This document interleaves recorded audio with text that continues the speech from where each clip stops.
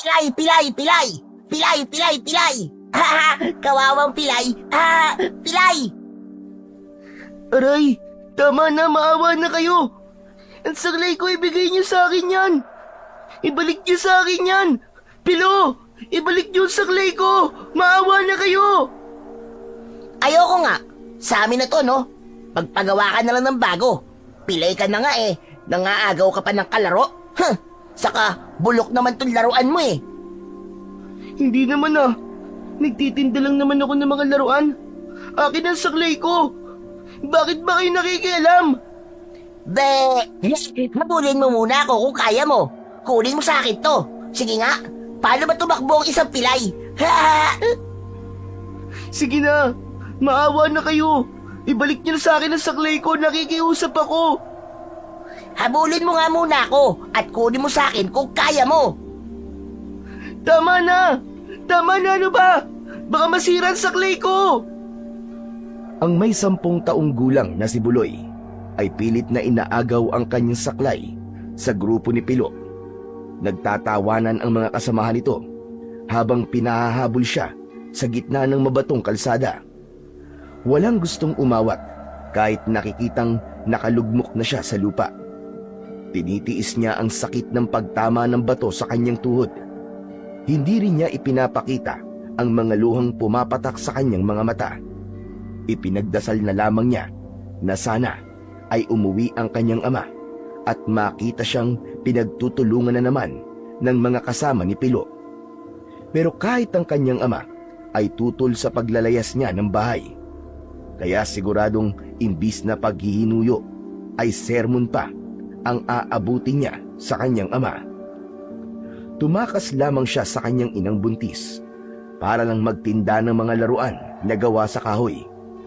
7 taong gulang pa lang siya noon nang matuto siyang gumawa ng laruan. Hanggang sa kinahiligan na niya at ginawa na niyang hanap buhay para makatulong kahit papano sa kanyang mga magulang.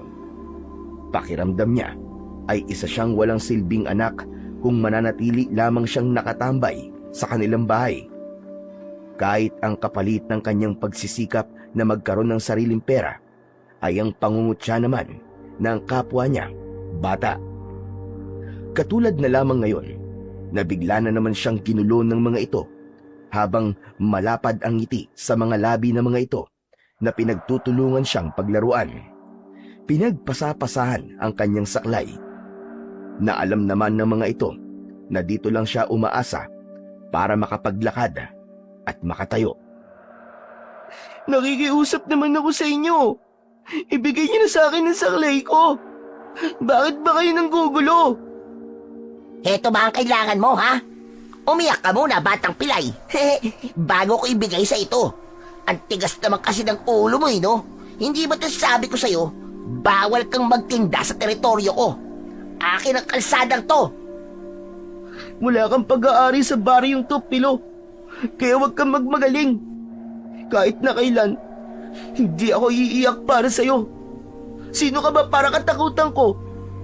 Hindi ako natatakot sa'yo, baka akala mo isa ka lang batang walang silbi at sakit ng ulo ng mga magulang. Aba, sumasagot ka. Gusto mong basagin ko yung pagbumukha mo sa suntok ko? Baka isang suntok ko lang sa'yo eh. Umiyak ka na dyan eh. Hindi ako iiyak sa'yo kasi wala naman akong ginagawang masama sa inyo eh. Bakit ba palagi na lamang niyo akong inaasar? Wala naman akong ginawang kasalanan sa inyo ah. Saka hindi ako natatakot sa suntok mo. Ako lang naman ang kaya niyo eh. Humanap kayo ng katapat niyo. Abat, talaga sinusubukan mo ako, no? Hindi mo na makukuha ang saklay na to kahit kailan. Manigas ka dyan. Imbis na ibigay sa kanya ang kanyang saklay, ay lumapit pa ito sa kanya habang nakangisik at waring nangungutya palalo. Hindi pa ito nasayahan at ang mismong saklay niya ang ginamit nitong panghampas sa kanyang panindang mga laruan. Humalat ang mga laruan sa lupa. Kinuha ang kanyang panindang trak-trakan na gawa sa kahoy. Sinipa-sipa din yun sa kalsada habang dinudurog ng paa. Parang pinipiga ang kanyang dibdib sa galit. Pero wala siyang magawa dahil hirap siyang tumayo nang wala ang saklay niya. Nanginginig ang kanyang kamay habang pilit na pinupulot ang mga nasira niyang laruan. Pero halos tinatamaan ang kanyang kamay ng paa ni Pilo. Tama na! Tama na sabi! Tama na! Ang sasama nyo!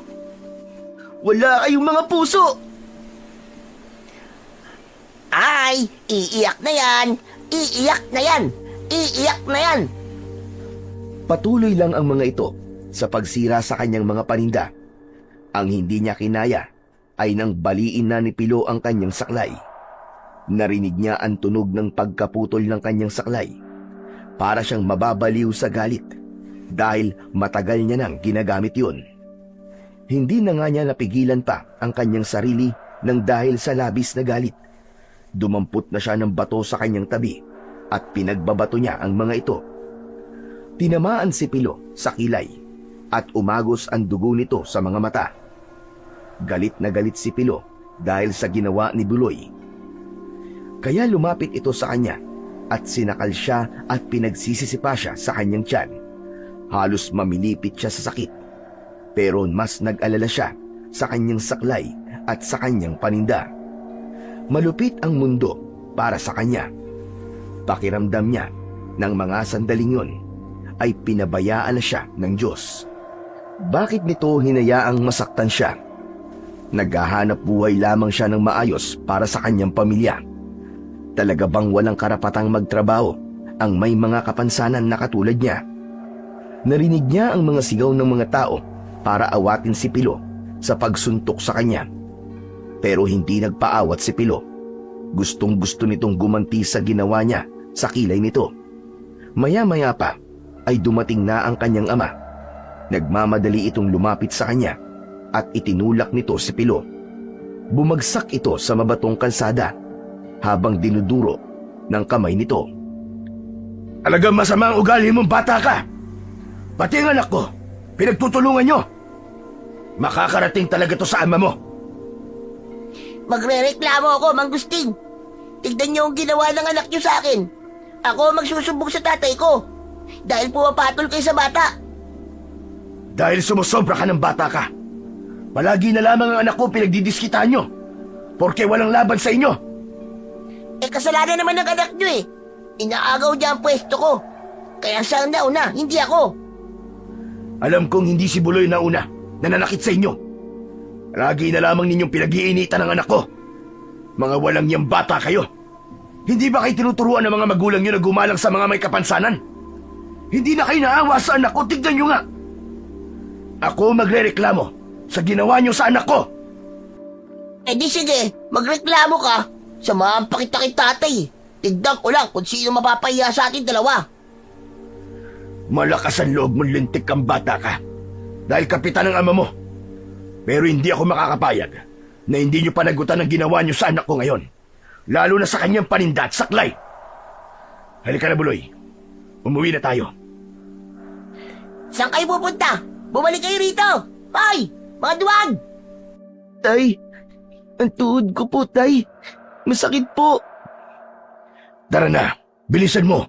Huwag mo na munang pansinin ang lintik na sugat na yan. Kasalanan mo rin kasi ito eh. Hindi ka nakikinig sa akin. Kung sa bahay ka lang, hindi mangyayari ito sa'yo. Narinig ko yon! Tama, dapat sa bahay lang ang pilayin yung anak. Ang sakit sa mata ng kanyang paa. Hinahayaan niyo bang magpagala-gala sa kalye? Tumigil ka! Kung hindi ko pa alam na naiinggit ka lamang sa anak ko. Ikaw na walang silbi sa baryong ito. Kay bata-bata mo pa eh, lamang ka na ng gulo. Ginugulo niyo ang anak ko sa kabila ng kalagayan niya. Talagang wala kayong kahihiyan sa mga sarili niyo. Ang kakapal ng mukha niyo. Ito ang sinasabi ko sa inyo. Kapag naulit pa ito, pasensyahan na tayo. Hindi ko na ito palalampasin. Aba, nagbabanta ka, Mang Gusting ha? Tay, tara na po. Paano na po ang paninda ko, pati po ang saklay ko? Wala na po akong magagamit. Wala na tayong magagawa sa bagay na yun, anak. Ang tigas din kasi ng ulo mo eh. Hindi na kita gagawa ng saklay. Para may dahilan ka naman natili sa bahay. Gusto mo pang umabot sa ganito na palagi ka napapahiya. Hihintayin mo pa yatang ako mapaaway ng dahil sa'yo eh, bago ka tumigil. Wala nang nagawa si Buloy nang bigla siyang buhatin ng kanyang ama. Iniwan nila si Pilo na nagbabanta ang mga tingin. Nahabol sila ng tanaw. Kitang-kita niya kung paanong itinapon ni Pilo ang kanyang paninda sa gilid ng kalsada. Isang bagay na hindi niya maintindihan kung bakit galit na galit sa kanya si Pilo, kahit wala naman siyang ginagawang masama sa mga ito. Pagdating nila sa bahay ay nakita niya ang nag-aalala niyang ina na si Aling Laura.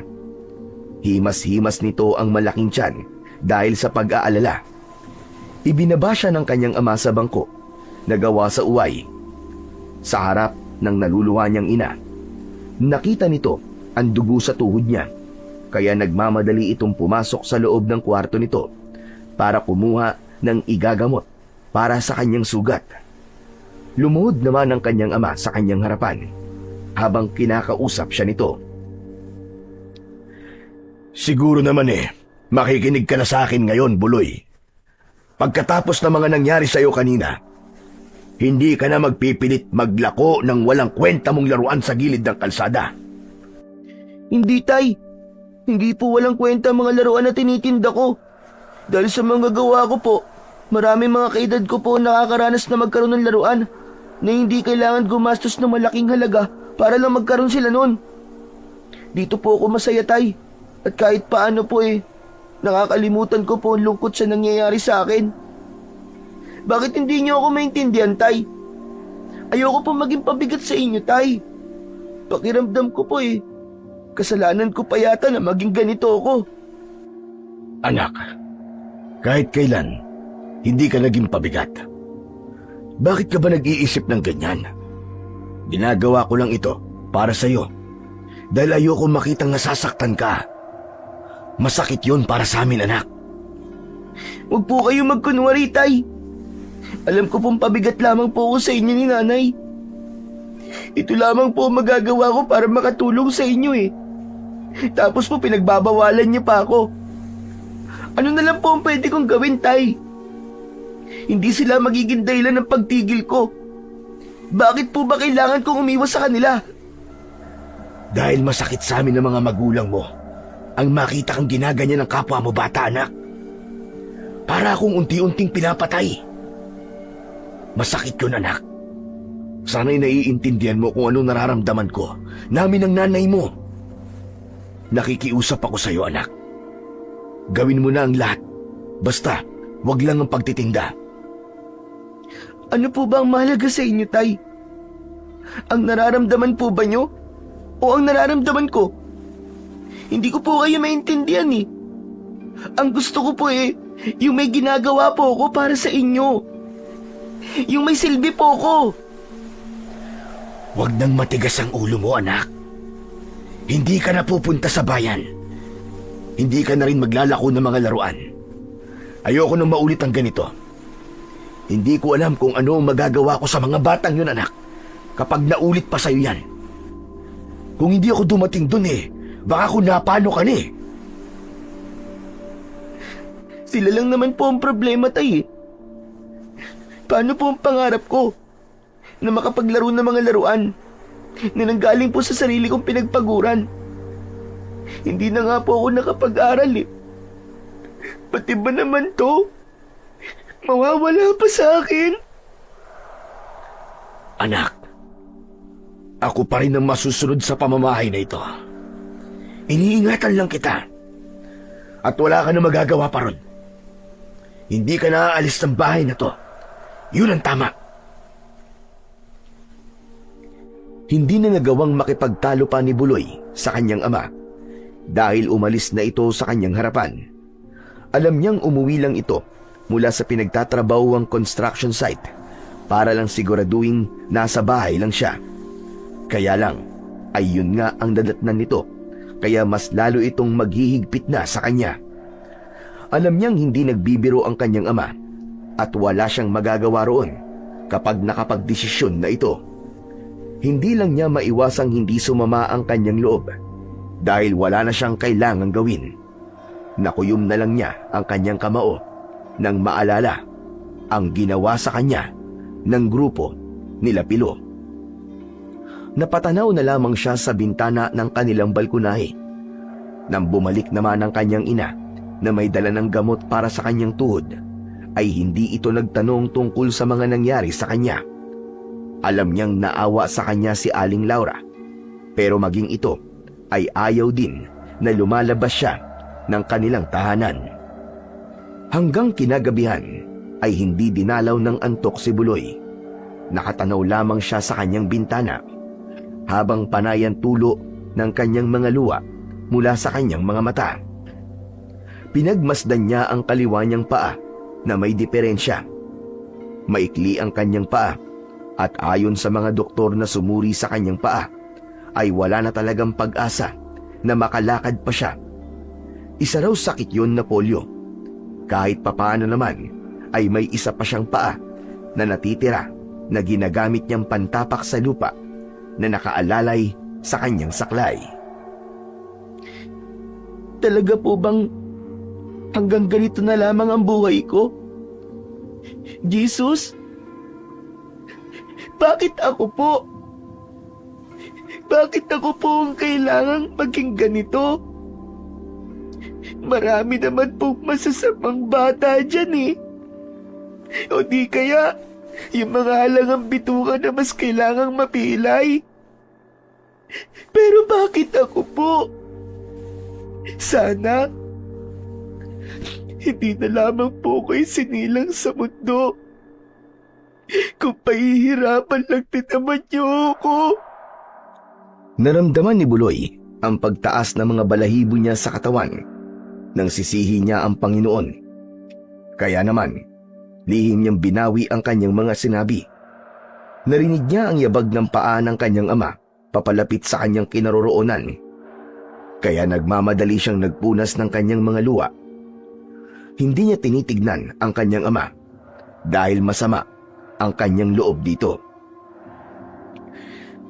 Anak, hindi ka raw kumain kanina. Alam kong masama pa rin ang loob mo sa akin. Pero sana naman anak, intindihin mo naman ang nararamdaman ko. Hindi ka pabigat sa akin. Sa amin ng mama mo. Dahil anak ka namin eh. Ako ang dapat na bumubuhay sa'yo. Kaya hindi mo na kailangan pang magtinda ng laruan para sa amin, anak.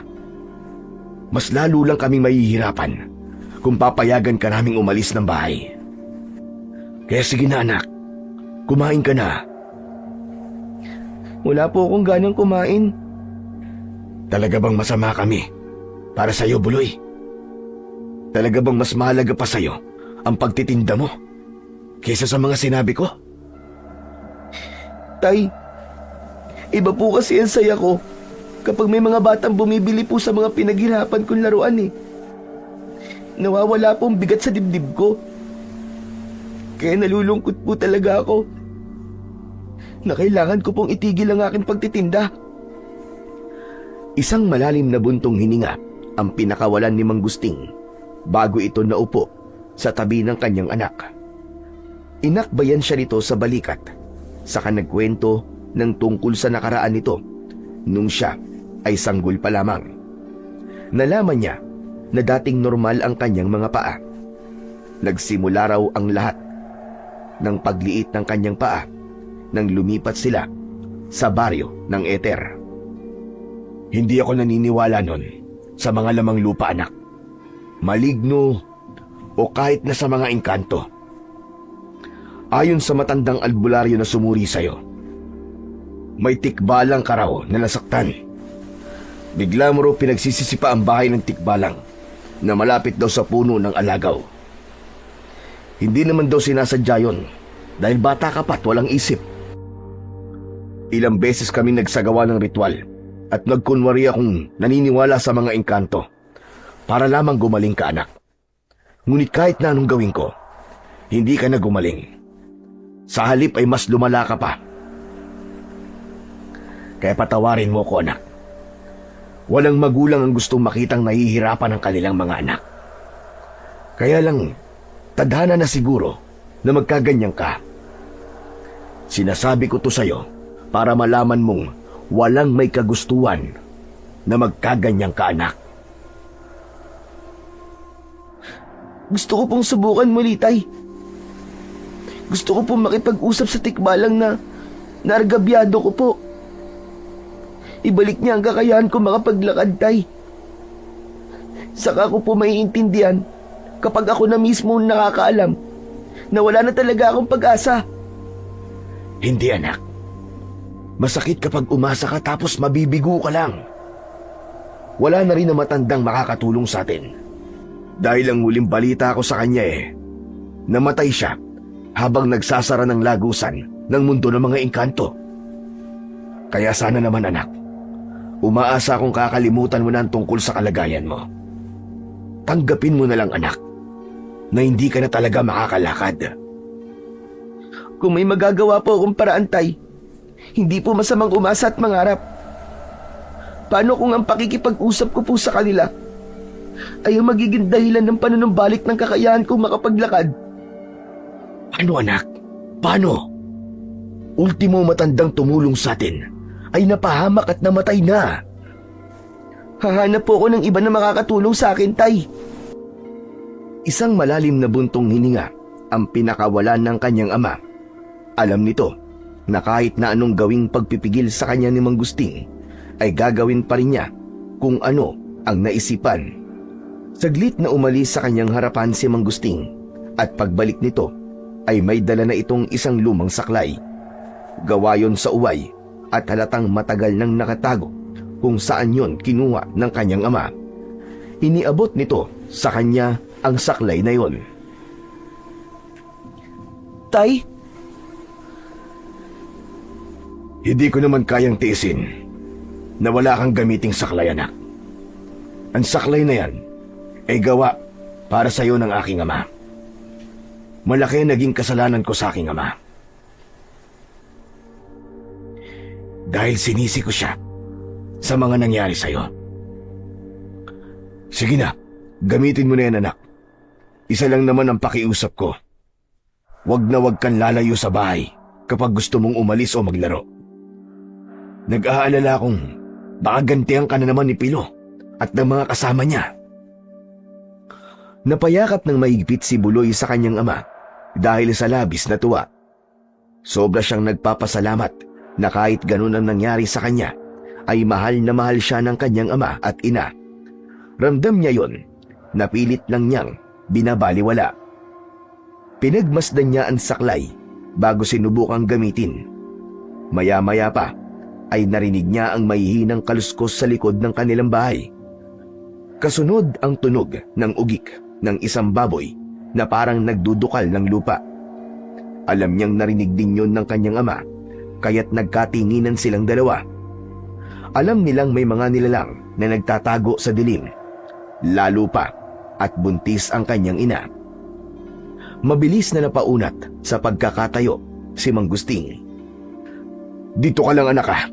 Titignan ko lang kung anong ingay na yon. At baka nakawala na naman sa kulungan ng baboy ng kapitbahay natin. Pero Tay, parang imposible naman po yata yun. Halos gabi-gabing nakakawala sa kulungan ng alaga nilang baboy, tapos dito kagad ang punta.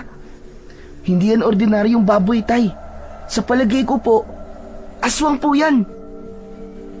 Huwag ka na lang maingay, anak. Basta dumito ka na lang muna. At baka natatakot ng nanay mo sa kabilang kwarto.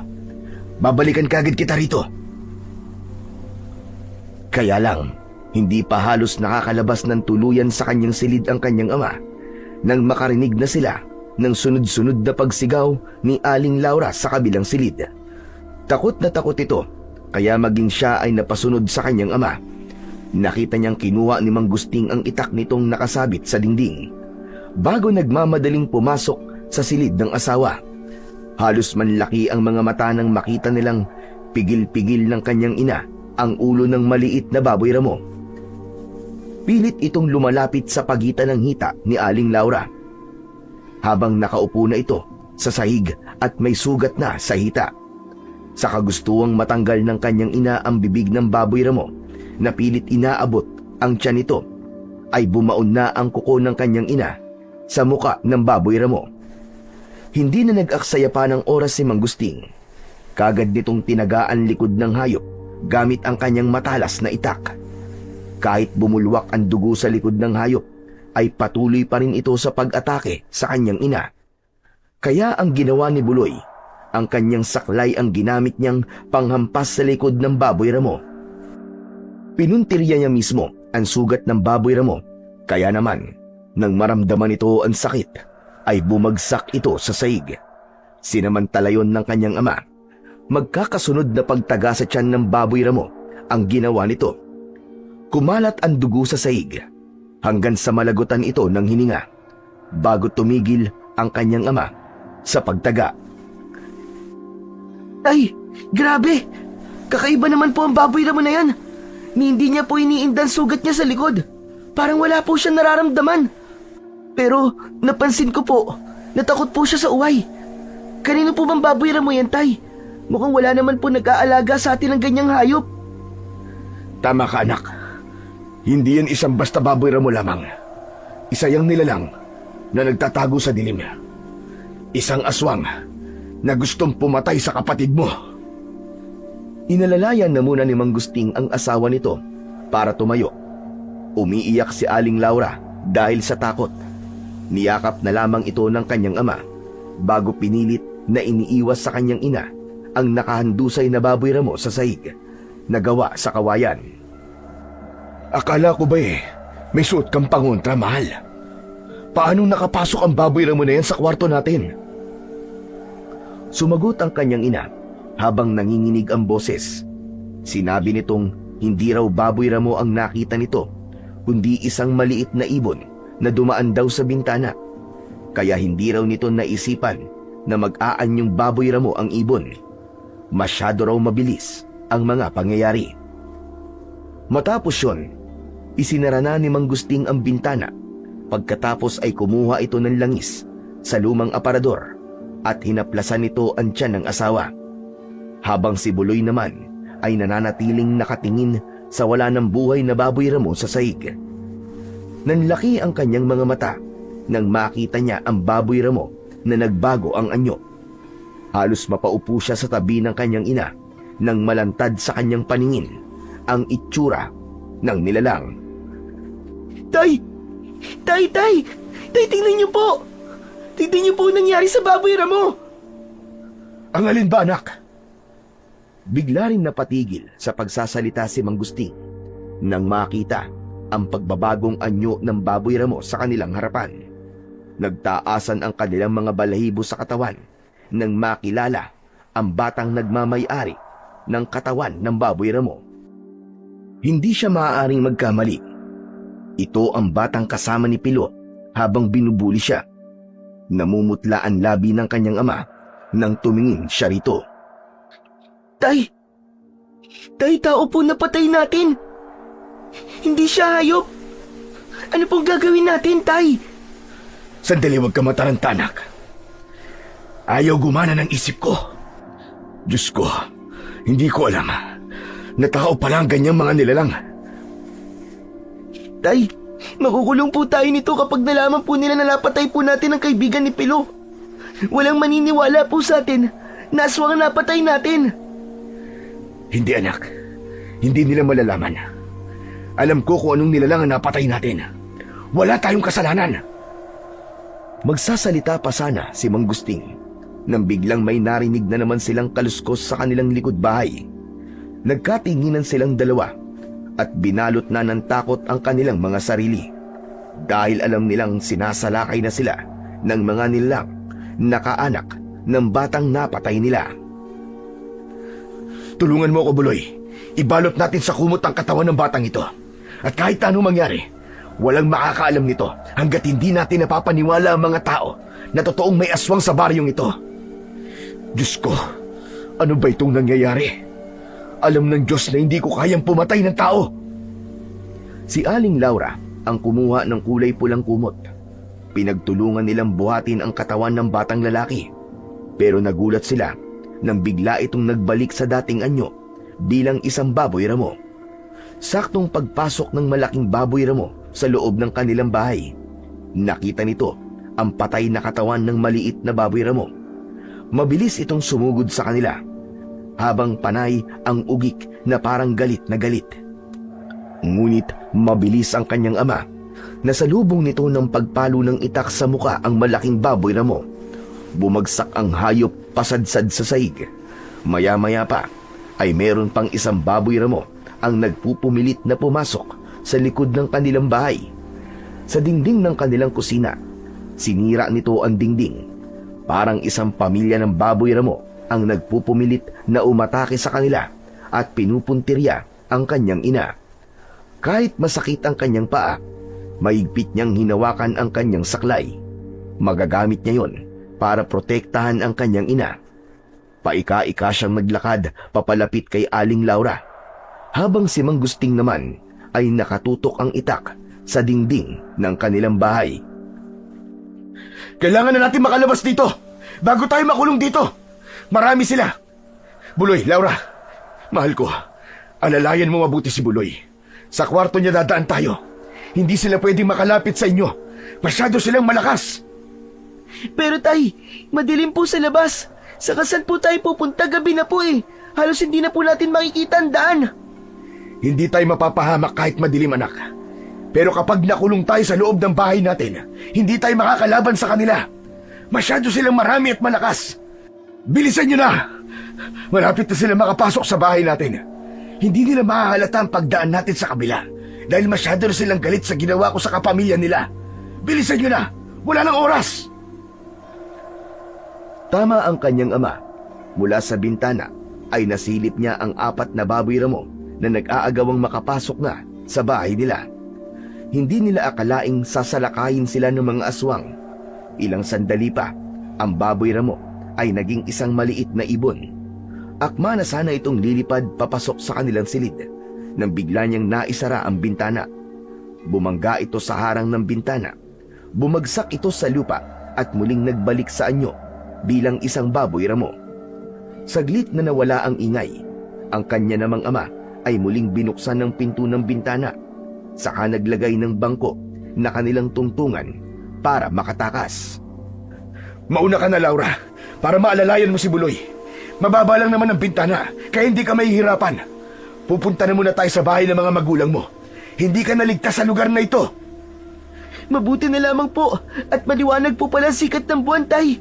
Kahit papano po ay makikita po natin ang dadaanan natin. Tara na, bilisan mo na, Buloy. Kailangan na natin makaalis dito. Pagkalapat ng paa ni Buloy sa lupa, ay agad silang naglakad papunta sa kakahuyan, habang umaasa lamang siya sa kanyang saklay. Mabilis ang tibok ng kanyang puso dahil sa pag-aalala at takot. Si Aling Laura naman at Mang Gusting ay magkaalalay na panay ang lingon sa paligid. Ganon din sa bahay na kanilang iniwan. Hindi napapansin ng mga baboy ramo na wala na sila sa loob ng kanilang tahanan. Pilit siyang nakikipagsabayan sa malalaking hakbang ng mga paa ng kanyang mga magulang, makalayo lang sa lugar na yon. Hindi nga nagtagal ay narinig nilang nakapasok na ang mga baboy ramo sa kanilang tahanan, kaya mas lalo nilang nilakihan ang hakbang ng kanilang mga paa. Dahil sa kanilang pagmamadali, hindi sinasadyang nadapa si Buloy sa daan dahil sa nakausling kahoy sa lupa. Hindi napapansin ng kanyang mga magulang na naiwan na siya. Nagmamadali ang mga ito na makaalis sa lugar na yon dahil nanakit na ang tiyan ng kanyang ina.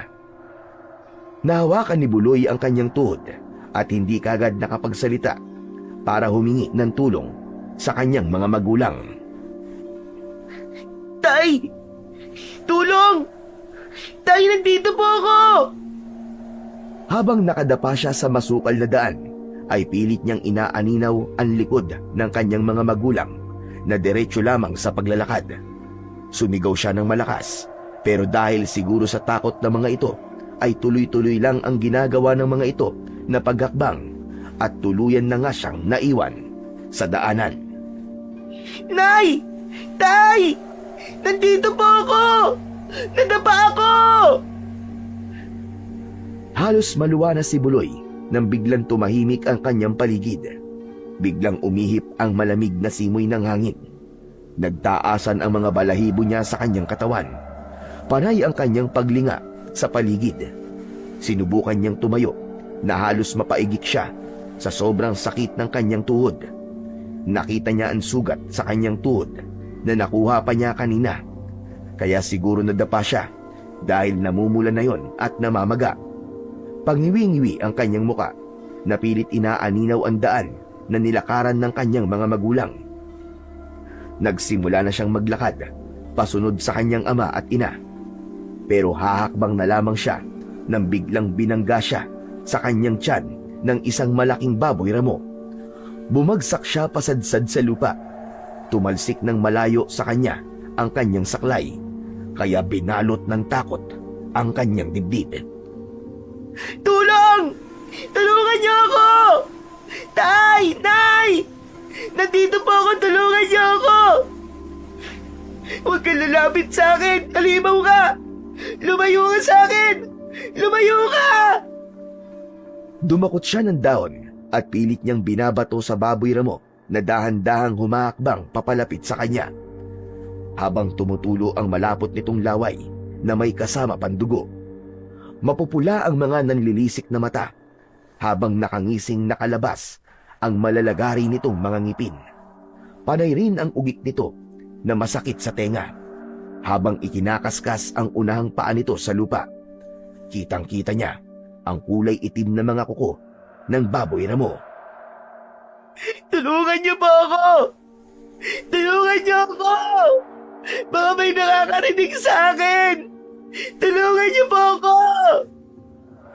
Gumapang siya sa lupa, papalayo sa nilalang na panay pa rin ang pag-angil habang lumalapit sa kanya. Hanggang sa bigla niyang naramdaman ang pagbaon ng pangil ng baboy ramo sa kanyang binti. Isang ubod lakas na pagsigaw ang kanyang ginawa, kasabay ng pag-iyak na parang yun na ang kanyang katapusan. Pero pinilit niyang abutin ang kanyang saklay. Nang mahawakan na niya ang kanyang saklay, malakas niya yung ipinalo sa mukha ng baboy ramo na nakasubsob pa rin sa kanyang binti. Paulit-ulit niya yung pinalo ng malakas hanggang sa makabitaw ito sa pagkakakagat sa kanyang binti. Nang makakita siya ng pagkakataon, ay pilit siyang tumayo para makalayo sa lugar na yon. Pero natigilan siya nang makita niya ang isang baboy ramo na nakatayo sa unahan ng kanyang daan, kasama ang iba pang maliliit na baboy ramo. Alam na niyang kapag ganun lamang ang laki ng baboy ramo, ay isang bata yon na aswang. Sabay-sabay na napasugod sa kanyang kinatatayuan ang mga baboy ramo. Lumaban siya at hindi siya nagpakita ng takot sa mga ito. Iwinasiwas niya ang kanyang saklay sa ere at tinamaan niya ang katawan ng mga kalaban. Bumagsak ang mga ito sa lupa, pero para itong mga gutom na halimaw na kagad na bumangon para atakihin siya. Sa kakaatras niya ay natungtungan niya ang paa ng isang matandang lalaki na walang malay. Nakita niyang maraming sugat sa katawan ng matanda habang nakahandusay ito sa lupa. Walang damit pang itaas ang matanda.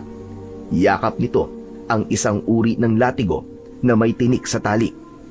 Gigisingin niya sana ang matanda, pero nilukso na siya ng baboy ramo. Sakto, nahawakan niya ang latigo, at yun ang ginamit niyang panghagupit sa katawan ng baboy ramo. Tinamaan ito ng latigo sa leeg. Nakita niyang nagkaroon ng malalim na sugat sa katawan. Bumagsak ito sa lupa habang nagkikikisay ang katawan. Sige! Kala mo lumapit kayo ngayon! Hindi ko kayo uurungan, mga walang iya kayo, mga aswang kayo! Pati ako gusto niyong lapain! Sige! Lumapit kayo! Kung ayaw niyo magkapira-pira sa mga katawan niyo! Napaatras sa paghakbang ang mga nilalang na umatake sa kanya. Takot na takot ang mga ito sa hawak niyang latigo. Maya-maya pa ay kumaripas ang mga ito sa pagtakbo. Saka lang naramdaman ni Buloy ang panghihina at pananakit ng kanyang tuhod. Napaupo siya sa lupa sa tabi ng matandang lalaki na nakahandusay pa rin at wala pa ring malay. Sariwa ang dugo na lumalabas sa noo nito. Kaya lang, mahirap para sa kanya ang alalayan nito dahil sa kalagayan niya. Akma na sanang gigisingin niya ito nang bigla itong gumalaw at umungol. Lolo! Lolo! Gising! Bumangon po kayo, Lolo! Ligtas na po kayo! Lolo, sige na po! Bumangon na po kayo! Hindi ko po kayo kayang alalayan, Lo! Kailangan po nating umalis sa lugar na to! Gising na po! Nang makita niya na hindi nito kayang kumilos, ay naghanap siya ng mahihingan ng tulong. Kahit ang kanyang mga magulang ay hindi pa rin bumabalik.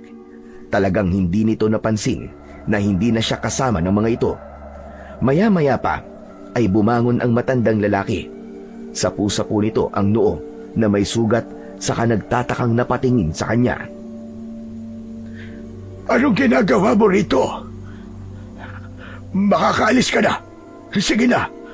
Hindi mo ba alam na maraming naglalabas ang mga aswang ngayon dahil sa pula ang buwan?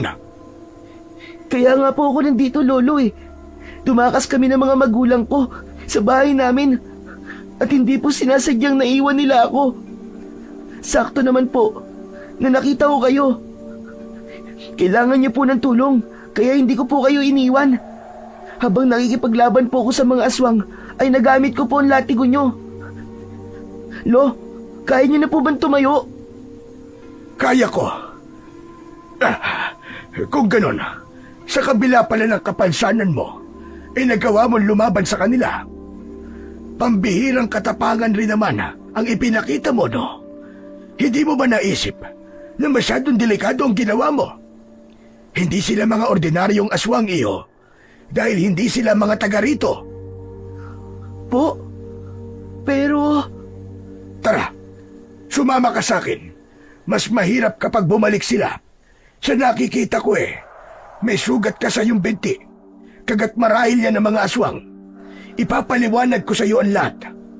Kung hindi ako nagkakamali, ikaw yung batang madalas kong makitang pinagkakaisa ng mga bata sa kalye. Ngayon naman, abay, iniligtas mo ko. Maraming salamat sa iyo, iyo. Utang ko sa iyo ang aking buhay. Pero Lolo, kailangan ko na po sumunod sa mga magulang ko eh. Baka nag-aalala na po sila sa akin, baka hinahanap na po nila ako ngayon. Huwag ka mag-alala. Alam kong ayos lamang sila. Mas lalo pa sila mapapahamak kung magpapasunod ka sa mga nilalang na yon. Buntis ang nanay mo at siya ang puntirya ng mga halimaw na yon. Kung susunod ka sa kanila, susundan ka rin ng mga baboy mo. Kaya halika na, tulungan na kitang tumayo. Naramdaman ni Buloy ang kamay ng matanda na inalalayan siyang tumayo. Ilang minuto lang ang lumipas, naglakad na sila. Ngayon lang din niya nalaman na may bahay sa gitna ng kagubatan malapit sa puno ng alagaw. Dati nang may naikikwento sa kanya ang kanyang ama tungkol sa puno ng mga alagaw.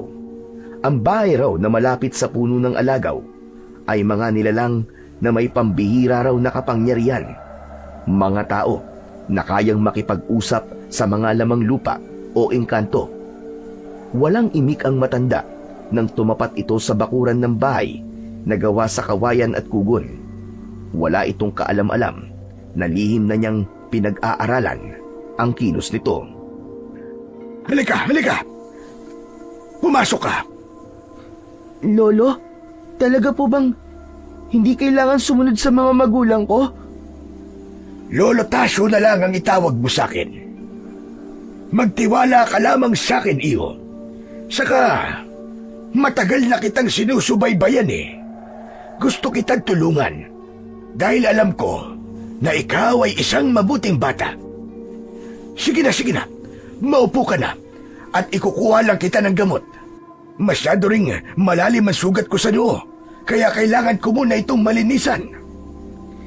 Lolo Tasyo, ano po ba kasing nangyari sa inyo?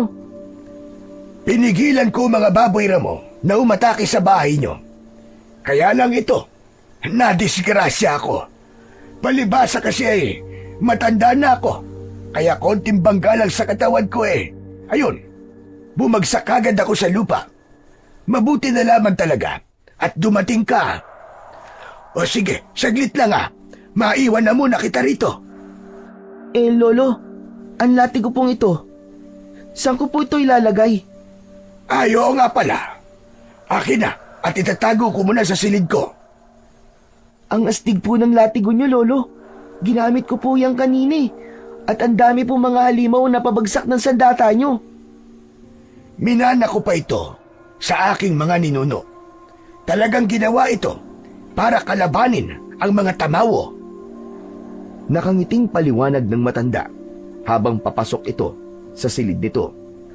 Naiwan naman si Buloy na iginala ang kanyang paningin sa paligid ng balkonahe. Ilang sandali pa ay bumalik na ang matanda. Dala nito ang maliit na basket na may mga laman na maliliit na bote na may iba't ibang kulay ng likido sa loob. Inilapag ng matanda ang basket sa ibabaw ng lamesa na gawa sa kawayan. Tiisin mo lang ang apdi nito sa sugat mo.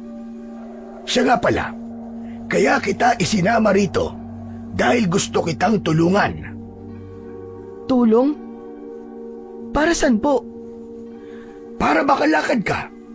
Nakita ko ang paghihirap mo kahapon. Sa nakikita ko ay karapat-dapat ka para sa tulong na ituturo ko sa iyo. Pero ikaw pa rin ang gagawa ng paraan para makuha ang sapatos ng tikbalang. Lolo, huwag niyo na pong patagalin kung ano man po yun. Kung makakatulong po yan para makalakad po ko, gagawin ko po ang lahat para matupad po yun. Sige na po, Lolo, gawin na po natin. Teka! Makinig ka muna sa akin. May kapalit yun. Kaya mo bang gawin ang misyon? Kapalit ng kakayahan mo uling makalakad. Kahit na ano pa po yun, Lo. Gagawin ko po. Tila nabuhay ng loob si Buboy nang marinig niya mula kay Lolo Tasyo na may posibilidad siyang makapaglakad ulit. Kahit medyo kinakabahan siya sa kapalit na sinasabi ng matanda, ay hinintay niyang magsalita ulit ito habang ginagamot ang kanyang sugat. Kailangan nating mahanap ang lugar kung saan direktang nasisikatan ng buwan at ng araw. Isang makapangyarihang puno na madalas na gawin lagusan ng mga engkanto. Ang sapatos mismo ng tikbalang ang kailangan mong makuha. Kailangan yon para mabigyan ka ng kapangyarihan na makapaglakad muli. Subalit ang kapalit nun, kapag nakuha mo na ang sapatos, ay kailangan mapatay mo ang mga aswang na tumakas sa kabilang mundo. Ang mga aswang na tamawo. Tumakas? Paanong nakatakas sa mundo nila ang mga tamawo, Lolo?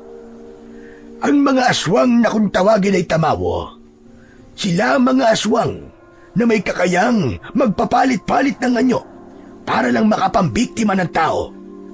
Kailangan maibalik sila sa kanilang mundo bago pa mahuli ang lahat. Yun ang kapalit ng kapangyarihang kukunin mo sa tikbalang na nakatira sa mundo ng mga engkanto. Mag-iingat ka dahil maraming beses kang susubukin ng mga halimaw sa loob dun para hindi ka na makaalis sa mundo nila. Magsasalita pa sana si Buloy nang marinig nila ang sunod-sunod na pagsigaw ng boses ng isang batang lalaki. Humihingi ito ng tulong sa labas. Nahawakan kagad ni Buloy ang kanyang saklay at sinilip ang batang umiiyak sa labas ng bakuran ng matanda. Ganun na lamang ang gulat ni Buloy nang makilala na si Pilu pala ay pinapalibutan na ng mga aswang na tamawo.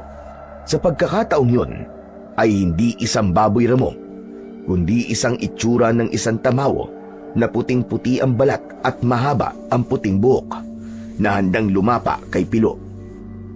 May dugo na ang balat ni Pilo na mula sa kalmot ng mga aswang na tamawo. Inilabas pa ng isa ang malaahas na dila nito para lantakan na si Pilo. Tulong! Tulungan niyo ako! Buloy! Nakikiusap ako! Tulungan mo ako, Buloy! Pabayaan mo siyang lapain ng mga aswang. Ayaw mo nun. Makakaganti ka na sa kawalang niya niya sa'yo. Dapat lang sa kanya ay mamatay. Masama ang ugali ng batang yan. Pero Lolo Tasyo, hindi po tama na pabayaan ko po siyang mamatay. Lolo, tutulungan ko po siya kahit naging masama pa siya sa akin. Narinig niya ang bahagyang pagtawa ni Lolo Tasyo. Natutuwa ito sa nakikitang determinasyon ni Buloy na tulungan ang batang nanakit dito. Hindi nga ako nagkamali sa pagpili sa iyo, iho. Kitang-kita na busilak ang iyong kalooban. Magagawa mo nang makapasok sa mundo ng mga engkanto. Naniniwala kong magtatagumpay ka. Sige na, iligtas mo muna si Pilo at hindi kita pababayaan. Tutulungan din kita. Tulong! Tulungan niyo ba ako?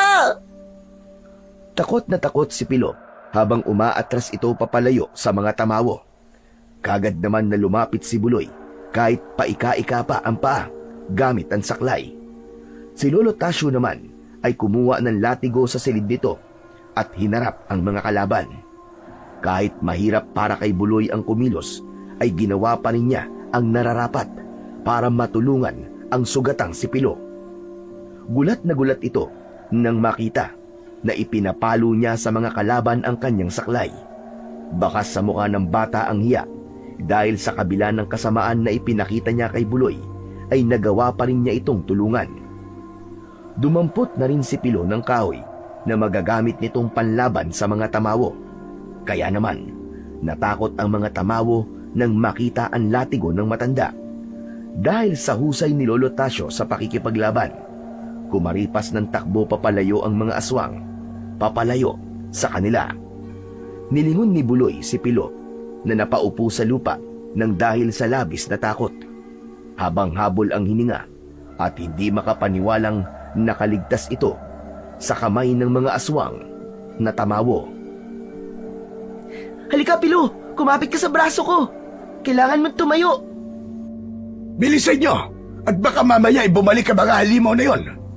Hindi ko alam kung bakit target na nila mga kabataan ngayon. Alam mo ba, Pilo, na ang pangunahing pagkain ng mga tamawo ay ang mga batang masasamang ugali. Yung magaling mang-asar sa kapwa nila at nang aapi ng mga kapwa bata. Mabangong mabango ka sa mga nilalang na yon. Lolo Tasyo naman eh. Tinatakot niyo pa po yata si Pilo eh. Aba, hindi ko siya tinatakot. Dahil totoo ang sinasabi ko. Ang kinakain ng mga tamawo ay ang mga batang may hilig mambuli ng kapwa nila bata. Masasamang enerhiya ang totoong habol nila sa kanilang biktima. Dahil yun mismo ang magpapalakas sa kanilang kapangyarihan. Naniniwala po ako sa inyo, Lolo. Ang totoo, hindi ko po alam na mga aswang ang batang nakasama ko. Marami po silang napatay na bata. Hindi ko alam na binabantayan na pala nila ako. Tinuturuan nila ako maging masama para pagsapit ng gabi ay ako pala ang kanilang lalapain. Diyos ko, hindi ko po alam kung anong mararamdaman ko sa mga oras na to. Buloy, iyang-iya ako sa nagawa ko sa'yo. Patawarin mo sana ako. Hindi ko na yung gagawin sa'yo uli. Pinagsisisihan ko na ang mga nagawa ko. Hindi naman ako masyadong galit sa'yo, Pilo eh. Sumamalan talaga ang loob ko. Pero wala na yun. Kalimutan na natin yun. Ang malaga ay alam mo na nagkamali ka.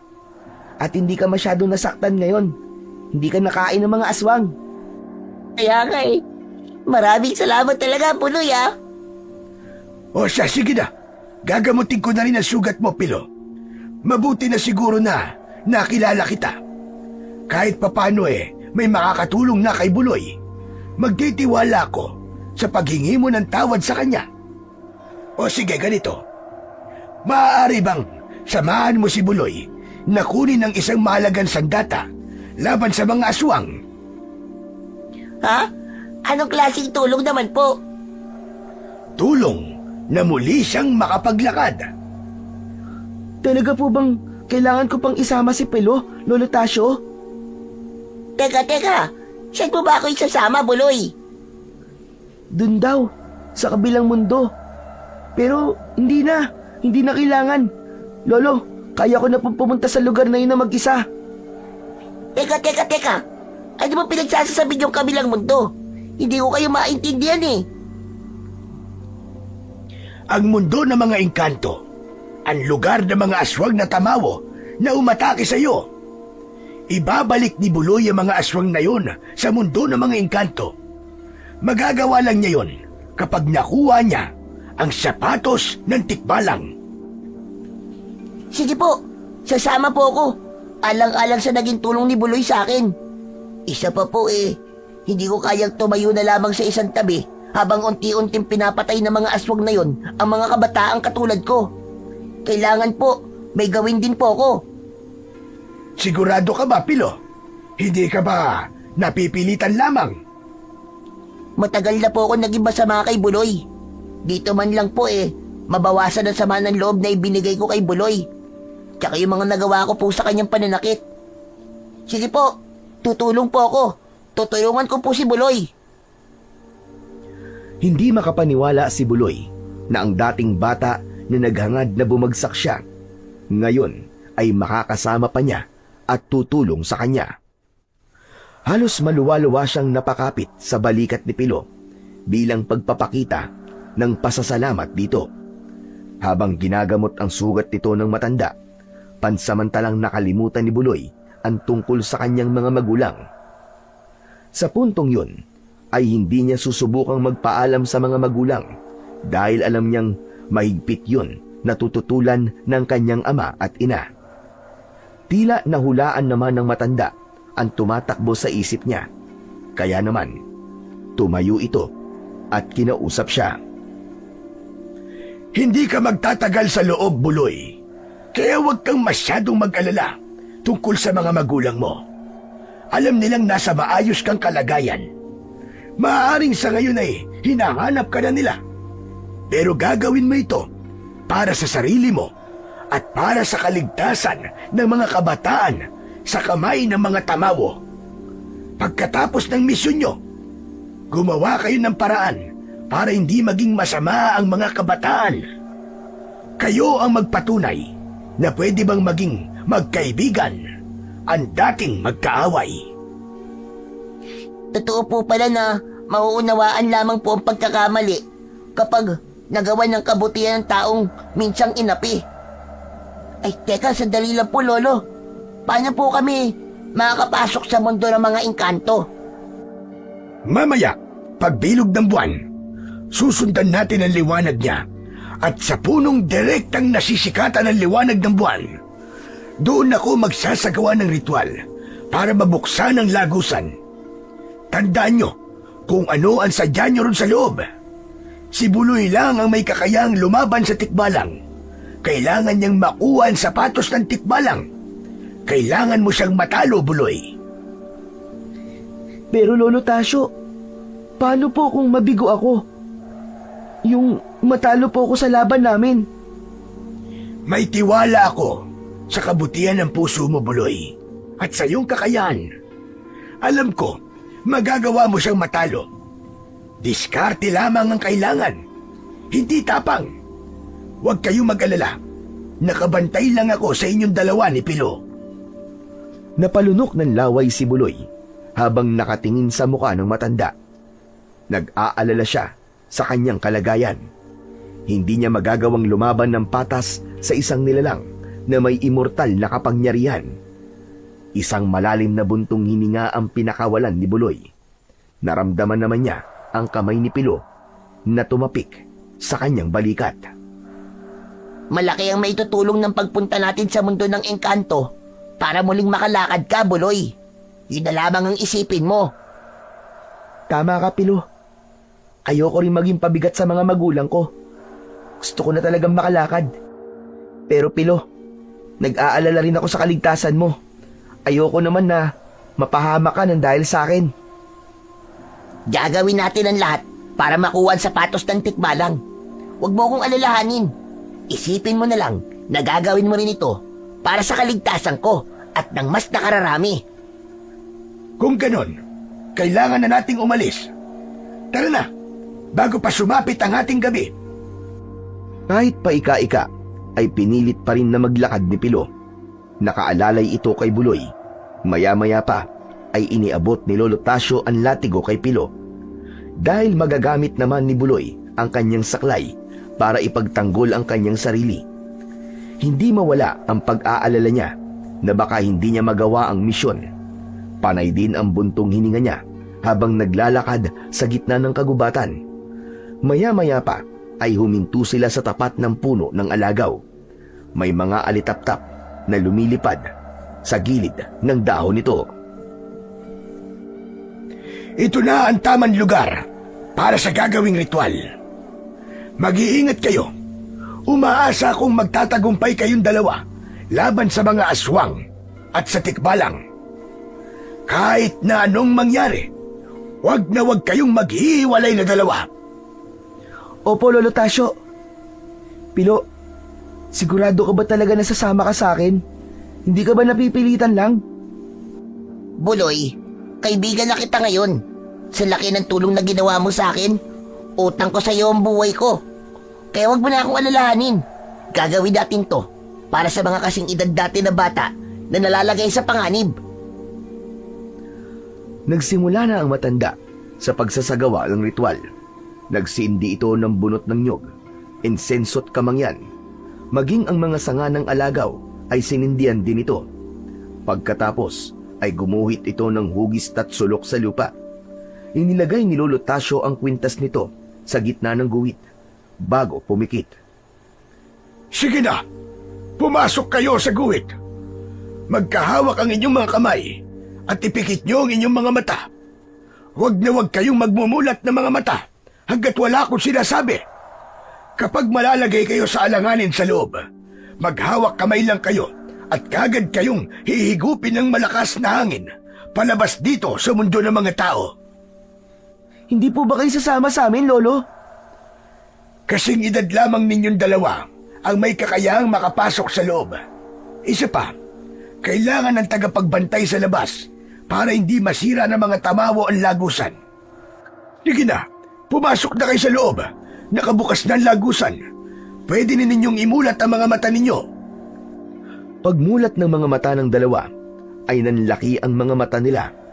Si Buloy ay hindi makapaniwala sa malakas na liwanag na nakikita sa katawan ng puno ng alagaw. Bigla siyang kinabahan sa nakita niya. Isang kakaibang bagay na merong mga tinik sa pinto ng lagusan. Ngayon lang siya nakakita ng ganung uri ng liwanag. Sige na, pumasok na kayo bago pa maglaho ang liwanag. Nagdadalawang isip na humakbang ng paa si Buloy gamit ang kanyang saklay. Hindi siya binibitiwan ni Pilo. Bigla rin ang pananahimik nito na hindi rin makapaniwala sa itsura ng puno. Pagpasok nila sa loob ay biglang nagsara ang lagusan. Nagkatinginan silang dalawa ni Pilo habang naglalakad. Iginala nila ang kanilang paningin sa paligid ng lugar. Tahimik at may mga hamog pa sa mga damo. Ang mga puno ay sagana sa kakaibang mga prutas. Libo-libo ang mga paru-paro na lumilipad at umiikot sa kanilang dalawa. Habang ang malalaking mga rosas ay halos tumaklob na sa daan. Ang kakaibang usa na nakikita nila ay nagtatago sa puno at lumalayo sa kanila. Sa ilog naman ay banayad ang agos at kitang-kita ang makikintab na iba't ibang kulay ng bato. Ang ganda! Parang paraisong lugar na to. Parang ayaw ko na lumabas sa lugar na to ah. Parang ang tahimik. Malayo sa kaguluhan. Nagkakamali ka, Buloy. Lahat ng mga nakikita natin dito ay bunga lamang ng imahinasyon natin. Ginagaya nila ang pangarap sa isip natin para linlangin tayo. Alalahanin mo ang kailangan nating makuha ay ang sapatos ng tikbalang. Oo nga pala. Munti ko nang makalimutan ah. Nadala ako sa ganda ng paligid eh. Naglakad pa silang dalawa. Muli nilang iginala ang kanilang paningin at nagulat sila nang makita ang isang nilalang na kanina pang nakatayo sa unahan ng kanilang daan. Isang kalahating kabayo at kalahating tao na may hinahaplos-saplos na pana sa mga kamay. Ang kulay berde nitong balat ay sapat na para makilala nila ang nilalang na nasa kanilang harapan.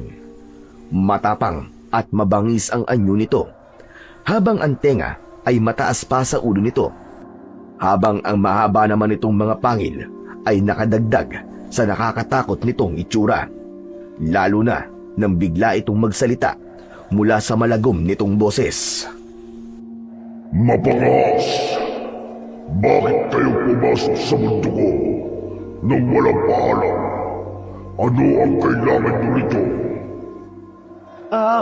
Pasensya na po kayo, Mamang Tikbalang. Kailangan po namin ng tulong niyo eh. Tulong? Wala akong tinutulungan, lalo na kapag tungkol sa mga tao.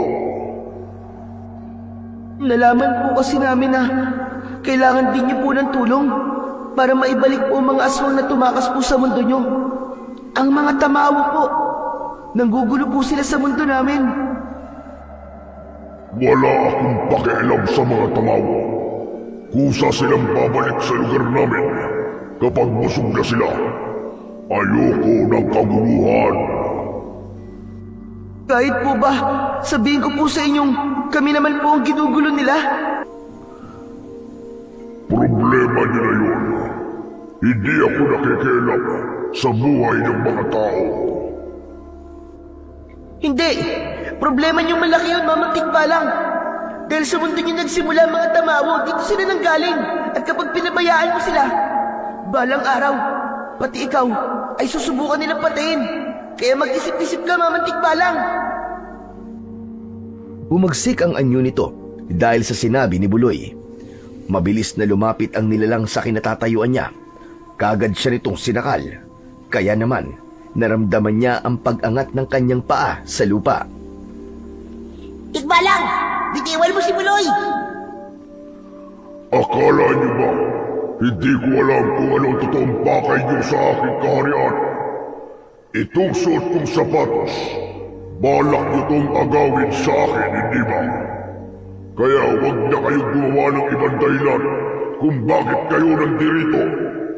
Ang patakaran ko, bago mo makuha ang sapatos ko, ay kailangan mo munang matalo ako sa isang paglalaban. Labanan mo ko, pilay na bata. Na! Ang lakas ng loob mo, Magamon! Porkit ang kakalabanin mo ay may kapansanan! Duwag ka pala eh! Hindi ka lumalaban ng patas!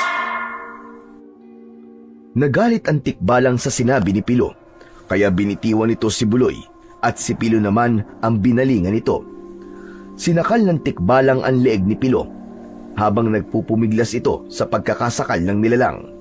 Si Buloy naman ay gumapang sa lupa para abutin ang saklay. Hindi na siya nagdalawang isip, hinampas niya ng saklay ang tuhod ng Tikbalang, kaya't nabitiwan nito si Pilo. Bumagsak ang Tikbalang sa lupa, kaya naman sinamantala yon ni Buloy. Mabilis niyang hinawakan ng buhok nito. Hinila niya yon hanggang sa hindi na ito makagalaw. Dahil sa sakit, ay nabitiwan na rin ito ang hawak na pana. Hindi ka na ngayon makakagalaw dahil hindi ako magdadalawang isip na putulin ang buhok mo. Kaya ibigay mo na sa akin ang sapatos mo o kakalbuhin kita ngayon. Hindi maaari. Bitiwan mo ang buhok ko. Nasasaktan ako. Pakawalan mo ko. Buloy! Tama-tama! Kukunin ko lang sapatos niya! Huwag, Pilo! Mapapahama ka kapag ginawa mo yan. Ako lang may kakayahang kumuha sa sapatos niya dahil dati na akong pilay. Ikaw naman ay normal ang mga paa. Kapag hinayaan kitang ikaw ang kumuha ng sapatos niya, ikaw naman ang mapipilay. Hawakan mo na lang itong buhok niya at ako na ang gagawa niyan. Mabilis silang nagpalit ng pwesto. Kahit na anong gawing pagwawala ng Tikbalang, ay hindi ito makagalaw at makaalis sa kinatatayuan nito. Dahil hawak nila ang buhok nito. Heto! Hawakan mo lang na mabuti ang buhok niya. Huwag na huwag mong bibitiwan kahit na anong mangyari. Akala niyo ba ay magagamit yung sapatos ko? Hindi yan basta-bastang sapatos. Kailangan na muna niyong pumatay ng isang tamawa bago bumana ang bisa ng sapatos ko sa pilay mo. Hindi ako masamang tao, pero gagawin ko ang sinabi mo. Magkabisa lang ang sapatos para makalakad ako. Tutal, aswang naman ang papatayin ko eh. Dali-daling nilapitan ni Buloy ang paa ng Tikbalang at kinuha niya ang dalawang sapatos nito. Nakita niyang nagliliwanag yon. Sa una ay nahirapan siyang tanggalin dahil panay pa rin ang sipa ng Tikbalang. Pero dahil sa kagustuhan niyang makuha yun, buong lakas niyang hinawakan ng sapatos at halos mapaupo siya sa lupa sa lakas ng pagkakahila niya. Natanggal niya ang sapatos nito. Ano nang gagawin natin sa tigbalang na to, Buloy? Sige na! Pakawalan mo na siya, Pilo! Nakuha na natin ang kailangan natin sa kanya! Siguraduhin mo lang na kaya mong matalo ang mga tamawo at ibalik sila dito. Dahil kapalit na sapatos na yan, ay hindi na kayo magkakaroon ng katahimikan. Hindi nila kayo tatantanan hanggang hindi nila kayo napapatay at nakukuha ang sapatos na yan. Binitiwan ni Pilo ang tikbalang. Pansin ni Buloy na parang nanghina ang tikbalang nang mawala ang suot nitong sapatos. Habang yakap-yakap pa rin niya ang sapatos ng tikbalang, ay bigla naman ang pagbundol ng kaba sa kanyang dibdib. Alam niyang simula pa lang yun ng pakikipaglaban niya sa mga aswang na tamawo para sa kagustuhan niyang makapaglakad ulit. Hindi dapat malalaman ng mga magulang mo ang tungkol sa sapatos. Sa oras na malaman nila ang tungkol sa sapatos, mapapahamak sila. Makukulong sila sa mundo ko bilang kapalit sa ginawa niyong pagkuha sa aking sapatos. Gusto man sanang ibalik ni Buloy ang sapatos ng tikbalang nang marinig ang sinabi nito tungkol sa kanyang mga magulang, ay alam niyang huli na ang lahat para ibalik yon sa tikbalang. Kahit kailan ay hindi niya ipagpapalit ang kanyang mga magulang kapalit ng kanyang paglalakad. Si Pilo naman ay bumakas din ang pag-aalala sa mga mata nang maalala ang tungkol sa mga magulang nito. Ay wala na ring nagawa kundi ang lumapit na lamang sa kinatatayuan ni Buloy. Sige na, mga pangahas na bata. Makakaalis na kayo. Maibabalik lamang niyo ang aking sapatos sa oras na nagawa na ninyo ang misyon. Bira na yan! Wala sa napag-usapan namin ni Lolo Tasyo na may ganitong kapalit ng sapatos mo ah! Hindi ko na sana pinakailaman to. Isa pa, akala ko ba wala kang pakialam sa ginagawa ng mga tamawo. Sinabi ko lang yun para subukan ka. Lahat ay may kapalit. Hindi pwedeng wala. Sige na, makakaalis na kayo.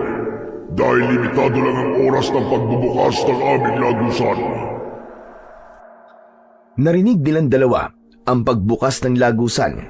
Hinigop sila ng malakas na hangin palabas ng puno. Nakita nilang nakatayo ang matandang si Lolo Tasyo habang hinihintay sila. Masama ang loob niya sa matanda dahil hindi nito maayos na ipiniliwanag ang tungkol sa kapalit ng sapatos ng tikbalang. Lolo Tasyo, bakit niyo kami niloko? Sinabi ng tikbalang na kapag nalaman daw ito ng mga magulang ko, sila magiging kapalit nito sapatos. Bakit? Malalaman ba nila? Kaya nga gawin mo ang lahat para hindi nila malaman. Kasama ka, Pilo, sa misyon. Kung ayaw mo makulong ang mga magulang nyo sa mundo ng engkanto, gawin nyo ang lahat para protektahan ito. Wala nang ibang paraan. Kailangan nating sumugal para sa kaligtasan ng mas nakararami. Hindi pa raw po ito magkakaroon ng bisa kapag wala pa ako napapatay na tamawo. Dahil yun ang kapalit na pagsubok na kailangan mong malagpasan bago ka magkaroon ng kapangyarihan. Maswerte ka. Sa dami ng mga batang sumubok kumuha sa sapatos ng tikbalang, ikaw lamang ang nagtagumpay na tumalo sa kanya. Hindi ako nagsisisi na sumama sa mission mo, Buloy. Gusto ko rin makatulong. Tara na, kailangan mo munang maitago ang sapatos na yan. Alam kong hinahanap na kayo ng mga magulang nyo. Lalong-lalo ka na, Buloy.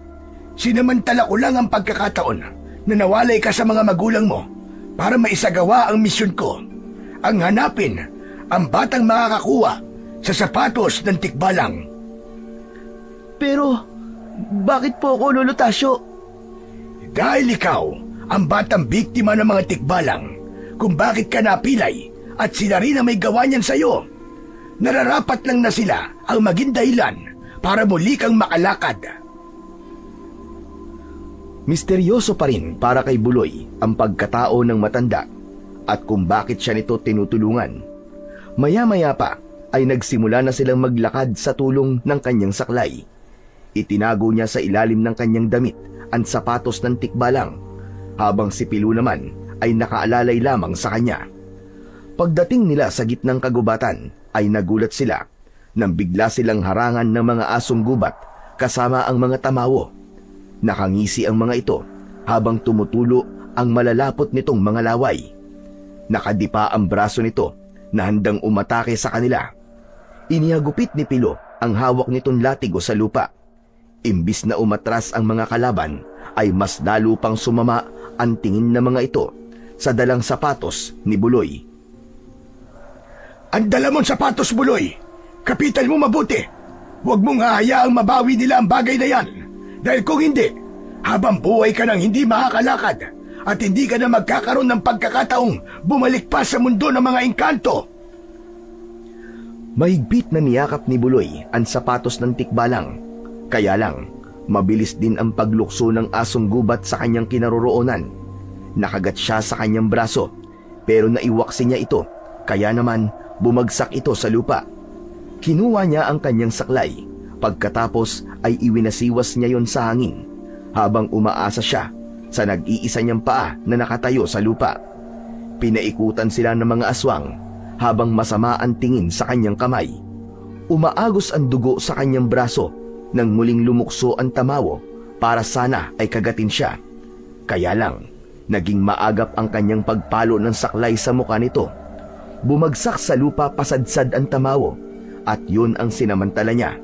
Niluhuran niya ang halimaw sa tiyan nito bago paulit-ulit niyang pinalo ang kanyang saklay sa mukha nito. Hindi niya ito tinigilan hanggat humihinga ito. Tama na, Buloy! Tama na! Wasak na ang mukha niya, no? Patay na yan! Nakapatay ka na ng tamawo. Pagkakataon mo na ito para subukan suotin ang sapatos ng tikbalang. Pinagmasdan na muna ni Buloy ng mabuti ang sapatos bago niya isinuot yun sa kanyang paa. Nagulat siya nang bigla siyang lumutang sa hangin habang ang kanyang sapatos ay nagkaroon ng kulay dilaw na liwanag. Inikot-ikot siya sa ere at natakot ang mga asong gubat sa nangyayari kay Buloy. Kumaripas ang mga ito ng takbo habang nakabahag ang buntot. Takot na takot ang mga ito sa bumalot na liwanag sa kanyang paa. Maya-maya pa ay dahan-dahan siyang lumapat sa lupa. Nakatayo na siya ng tuwid.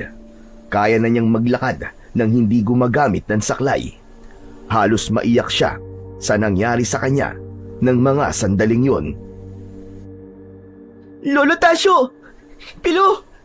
Nakatayo na po ako! Kaya ko na po maglakad nang hindi po gumagamit ng saklay! Ang astig! Kaya ko na rin po tumakbo!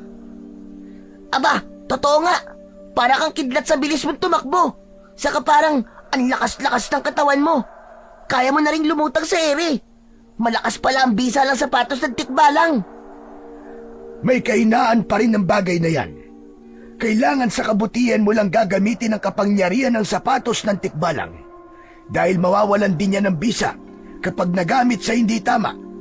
Kailangan mo munang gamitin ang saklay. Kahit hindi mo nahubarin ang sapatos, magpanggap ka na lamang muna na pilay ka pa rin para hindi mahalata ng mga magulang mo. Kahit tutol ang kalooban niyang gawin yun, ay kailangan niyang sundin si Lolo Tasyo.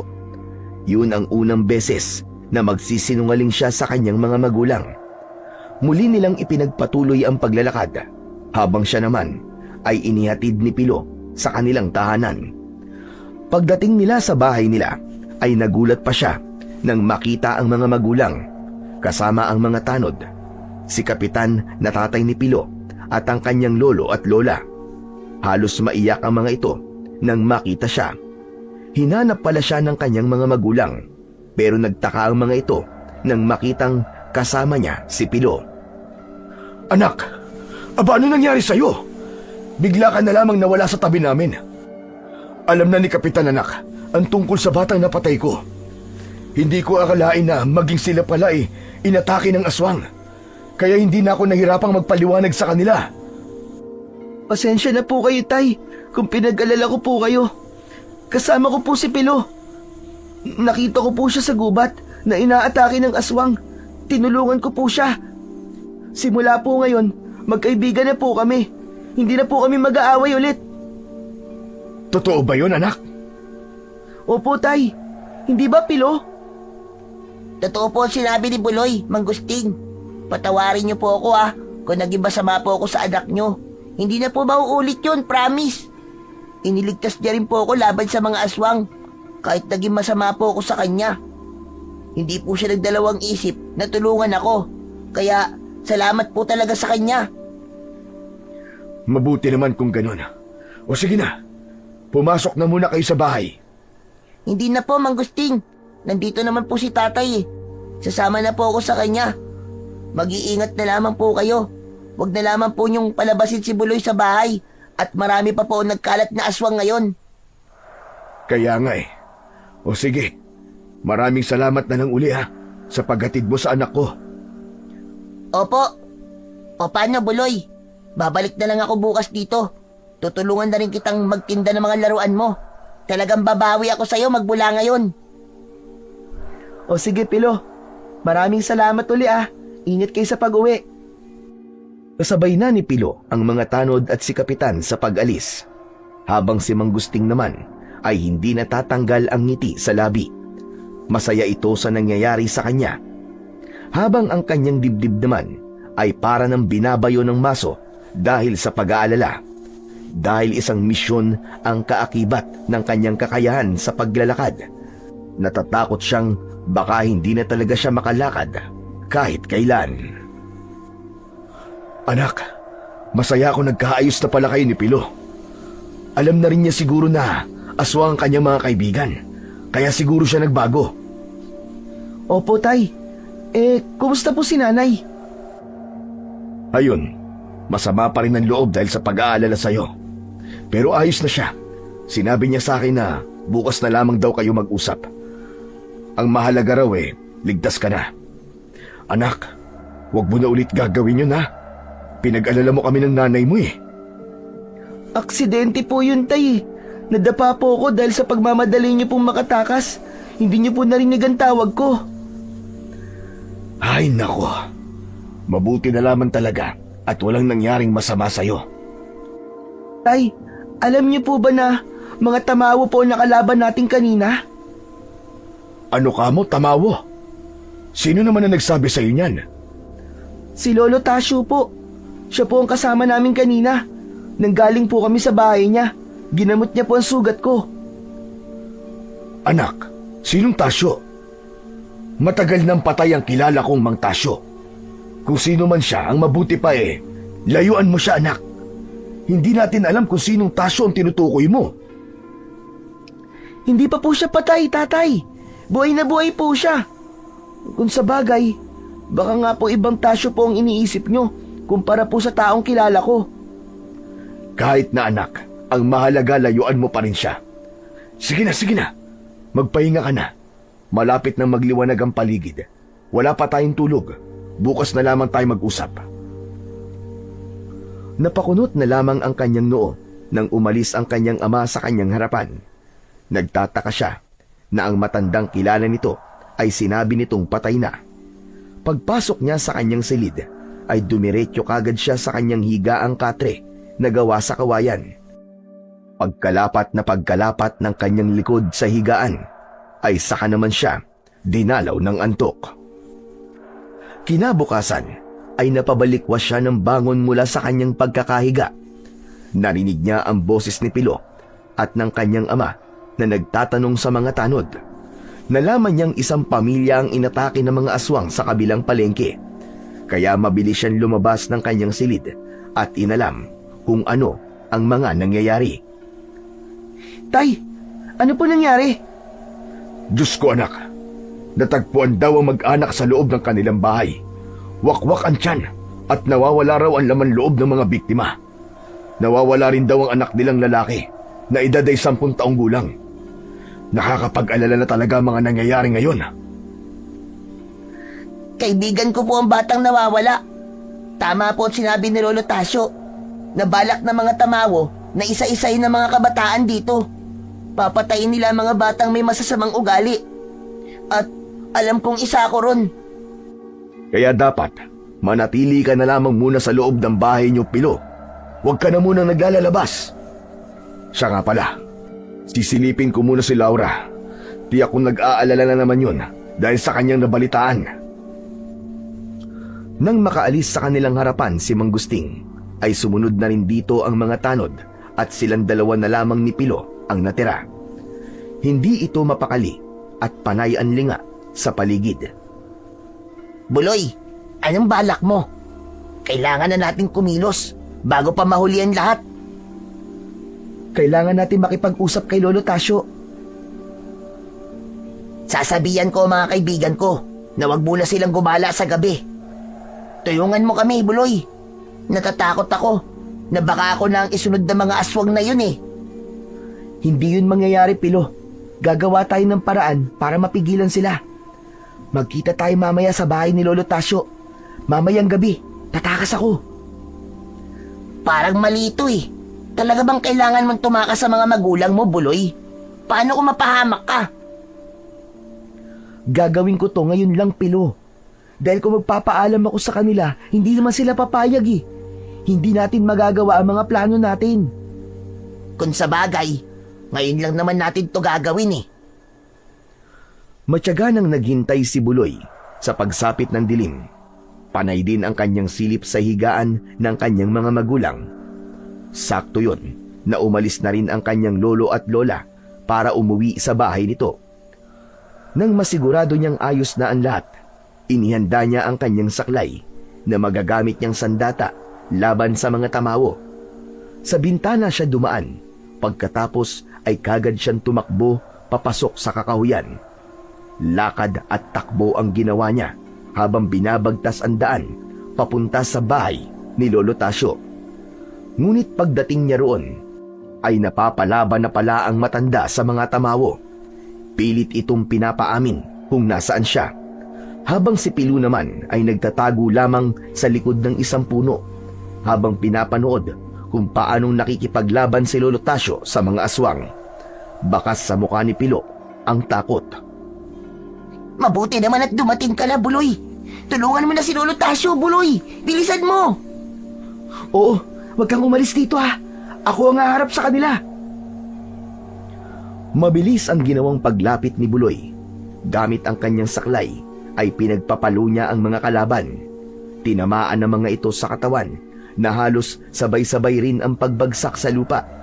Nang maramdaman ng mga ito ang malakas na enerhiyang gumagapang sa katawan ni Buloy, nagsaan yung asong gubat na ang mga ito. 5 kulay itim na asong gubat ang humarap sa kanya, habang nakangisi na tumutulo ang malapot nitong mga laway, habang abala siya sa pakikipaglaban. Inatake ng mga ito si Lolo Tasyo na mabilis rin naman niyang nasalo ng kanyang saklay. Bumagsak ang malaking asong gubat sa lupa habang umaangil na parang asong galit na galit. Kasunod ang malakas niyang pagsipa sa muka ng mga kasamahan nito. Sa lakas ng kanyang pagkakasipa sa muka ng asong gubat, ay pasadsad itong bumagsak sa lupa. Ilang sandali pa ay lumitaw sa kanilang harapan ang isang nilalang na sa tingin niya ay ang pinuno ng mga tamawo. Bihag nito si Pilo. Pakawalan mo ang kaibigan ko! Dahil kung hindi, sisiguraduhin kong papatayin kita! Kaya pakawalan mo na siya! Pakawalan mo si Pilo! Wala siyang kasalanan sa inyo! Bumalik na kayo sa mundo nyo! Mga peste kayo! Buloy, tulungan mo ako! Ayaw mong pakawalan ha? Patakbong umatake si Buloy sa grupo ng mga tamawo. Halos sabay-sabay ang mga ito sa pag-angil habang hinihintay siyang makalapit. Unang sumuntok ang pinuno kay Buloy, pero naiwasan niya ang kamao nito. Yumuko siya at gumanti siya ng sipa sa leeg nito. Halos lumipad ang pinuno sa lakas ng kanyang sipa. Kasunod ang pagliwanag ng kanyang sapatos.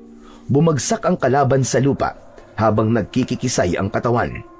Habang ang mga asong gubat naman na nakatayo sa likod ng pinuno ay isa-isa na rin na sumugod sa kanya. Parang kidlat sa bilis kumilos si Buloy para ilaga ng bawat atake ng mga ito. Walang tumama sa mga kalmot ng kalaban sa kanya.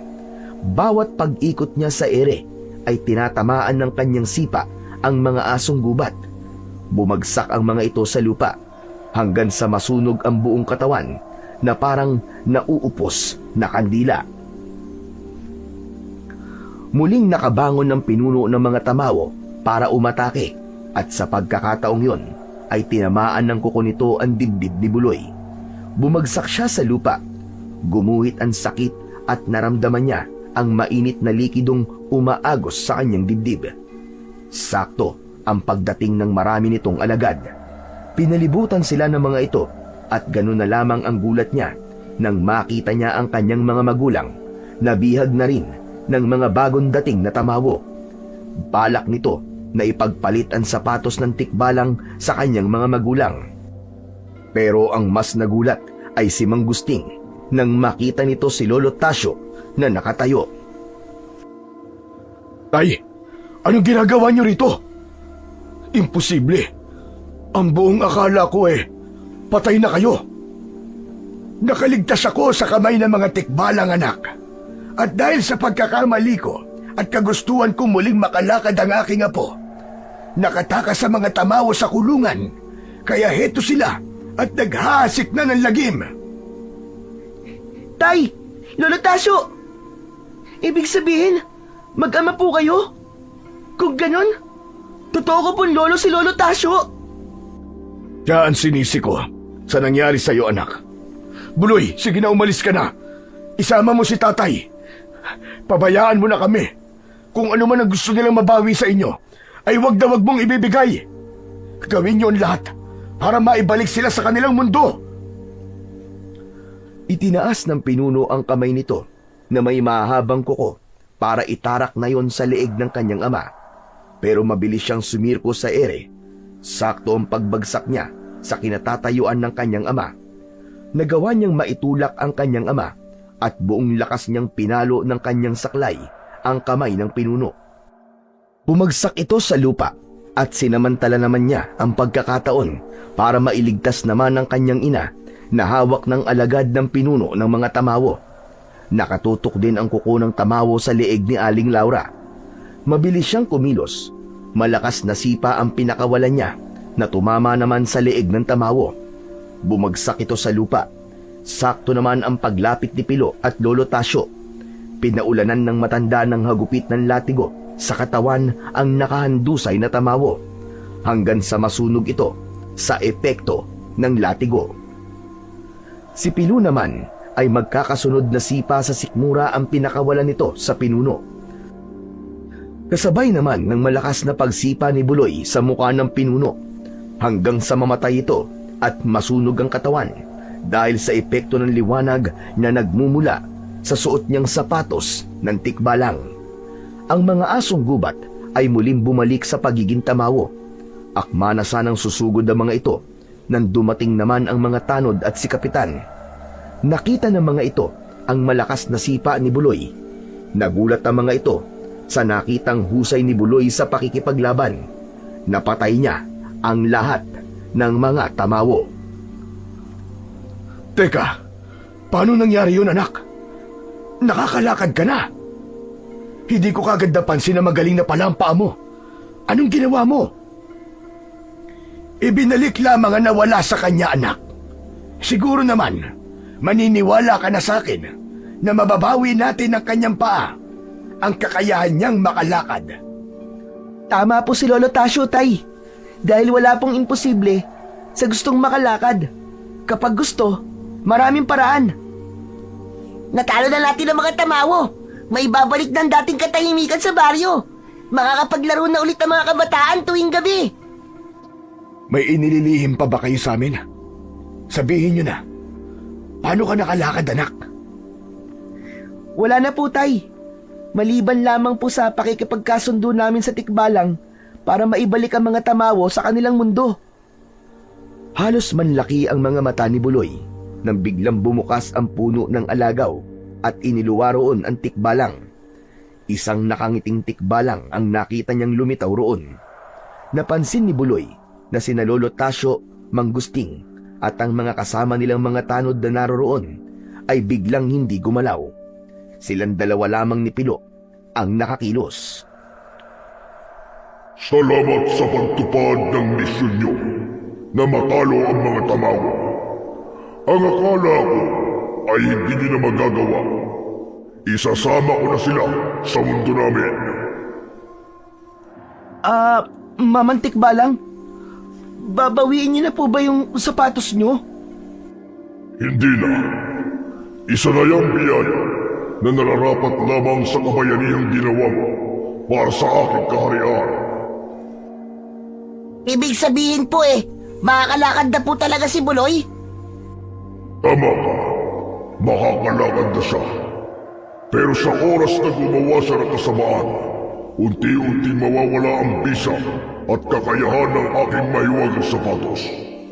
Kaya ingatan mo ang bagay na yan at huwag na huwag gagamitin sa kasamaan at sa pansariling interes. Pero, mamantik balang, paano po ang mga tamawo? Ano na po ang gagawin namin sa kanila? Babalik na sila sa pagiging bunga ng alagaw. Mabubura sila sa alaala ng mga nakakita sa kanila. Maging ang mga nangyari ngayon, ilihim mo pa rin ang pagiging isang tagapag-alaga ng sapatos ko.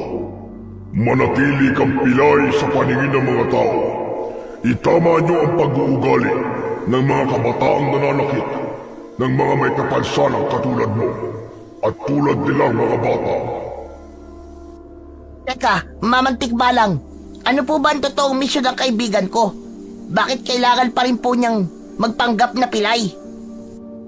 Dahil yun ang kapalit ng bagay na kinuha niyo sa akin. Kailangan niyang magpanggap.